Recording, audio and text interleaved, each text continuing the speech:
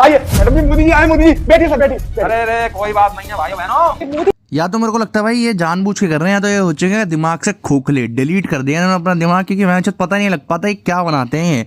और ऊपर से वो का सीधा कोलैब मार दिया मोदी जी के साथ। और इन्हें लगता है साला कि मोदी जी जहाँ पे भी जाते हैं ना, ब्रेड लेने जा रहे हैं, दूध लेने जा रहे हैं, भाइयों बहनों 1 लीटर अमूल का दूध कर दीजिए, नहीं तो किसी कैसे आ रहे हैं पुलिस स्टेशन में डायरेक्ट।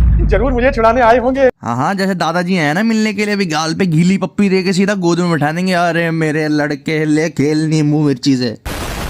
यार ये तो नई बकचोदियों को पिटारा लेते हुए आएंगे, लेकिन अगर तुमने लाइक सब्सक्राइब शेयर नहीं करा है इस शॉर्ट को, तो लाइक सब्सक्राइब शेयर कर देना। मिलता तो मैंने एक शॉर्ट में।